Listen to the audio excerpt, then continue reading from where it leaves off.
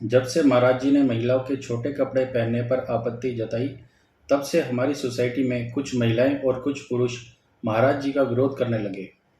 Society में दोनों तरह के लोग थे, कुछ महाराज जी के समर्थन में और कुछ उनके विरोध में। ऐसे ही 3 दोस्त थे। वे महाराज जी के समर्थन में थे, परंतु उनकी पत्नियां महाराज जी का विरोध कर रही थी। इन तीनों दोस्तों को लगा उनकी पत्नियों और सोसाइटी की अन्य महिलाएं ऐसे नहीं समझेंगी, उनको दूसरे तरीके से समझाना पड़ेगा। इसके लिए तीनों दोस्तों ने अलग अलग योजनाएं बनाई। पहले दोस्त नीलेश ने अपनी योजना के अनुसार अपने घर में काम करने वाली मेड आशा से हेल्प मांगी। आशा भी महाराज जी की बात से सहमत थी, तो उसने भी नीलेश की हेल्प करने के लिए हाँ कर दी। अगले दिन नीलेश की पत्नी सोने की छुट्टी थी। जैसा नीलेश ने कहा था, आशा ने वैसा ही किया। आशा बहुत छोटे छोटे कपड़े पहनकर किचन में काम कर रही थी। सोनिया ने आशा को कभी छोटे कपड़े पहने नहीं देखा था।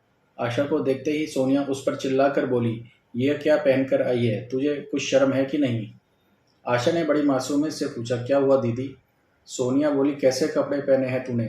आशा ने कहा, दीदी मेरी मम्मी ने बोला बेटी तू अभी भी ओल्ड फैशन के कपड़े पहनती है। तू तो अभी सिर्फ 30 साल की है। तू मॉडर्न बन कर रहा कर, थोड़े तड़क भड़क वाले कपड़े पहन। इसलिए आज पहली बार इतने छोटे कपड़े पहने हैं। थोड़ा अजीब सा लग रहा है, परंतु अब मैं सोच रही हूँ ऐसे ही कपड़े पहना करूँगी। इस पर सोनिया भड़क गई और बोली, तू काम करने है या फैशन करने? तुझे काम करना है तो ठीक से कपड़े पहनने पड़ेंगे। ये छोटे कपड़े पहनकर तू हमारे घर में काम नहीं कर सकती। आशा ने पूछा, क्यों दीदी, इन कपड़ों में क्या खराबी है? सोनिया बोली, घर में मेरे हस्बैंड और मेरे बच्चे भी हैं। जब वो तुझे ऐसे कपड़ों में देखेंगे तो उन पर इसका क्या प्रभाव पड़ेगा? आशा बोली, दीदी परंतु मैं कितने सालों से तुम्हारे यहाँ काम कर रही हूँ। कई बार तो तुम घर पे नहीं होती, तब भी तुमने ये बात नहीं बोली। आज आपको क्या हो गया है? सोनिया बोली, क्योंकि तूने आज तक ऐसे कपड़े नहीं पहने थे। इतने में नीलेश आया और सोनिया से बोला, आशा ने मेरे कहने पर ही ये कपड़े पहने हैं। तुम छोटे कपड़े पहनो तो सही और आशा छोटे कपड़े पहने तो गलत। जब तुम्हारे परिवार के ऊपर बात आई तो तुमको भी छोटे कपड़े पहनने वालों से दिक्कत होने लगी। जिन महाराज जी का तुम विरोध कर रही हो, वो सबको अपना परिवार मानते हैं, इसलिए सबको सलीके से कपड़े पहनने के लिए कहते हैं। अब बारी थी दूसरे दोस्त आकाश की।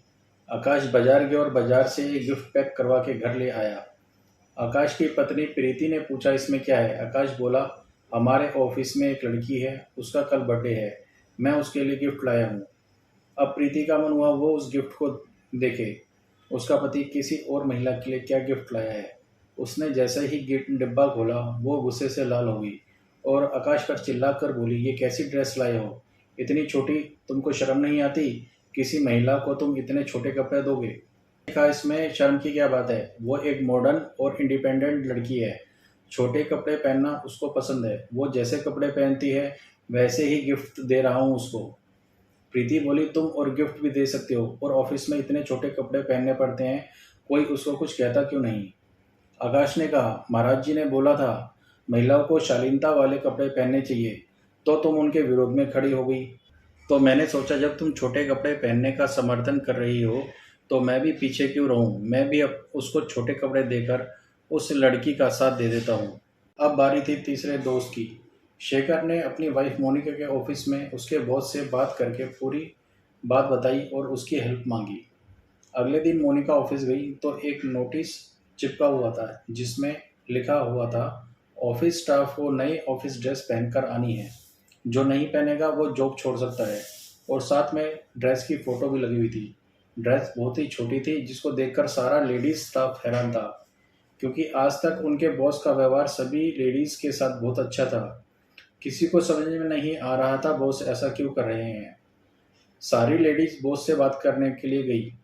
मोनिका ने कहा, सर आपने ऑफिस में की जो ड्रेस बनाई है वो तो बहुत छोटी है और हम इतनी छोटी ड्रेस नहीं पहन सकते।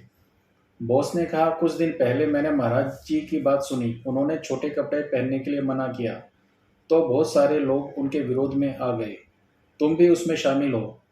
जो महिलाओं को ठीक से कपड़े पहनने के लिए बोल रहा है तुम उसको गाली दे रहे हो। इसका मतलब तुमको वो लोग पसंद हैं जो तुमको छोटे कपड़ों में देखना चाहते हैं। तो मैंने सोचा हम पीछे क्यों रहें, हम भी आ गए रेस में। और तुम तो चाहती है कि छोटी ड्रेस पहने। अब तो तुम्हारे पास बहाना भी है कि हमारे ऑफिस की छोटी ड्रेस है, अब छोटा कपड़े पहनो और खूब घूमो, और इसमें तो तुमको मेरा साथ देना ही होगा। अब सबको पूरी बात समझ में आ गई थी।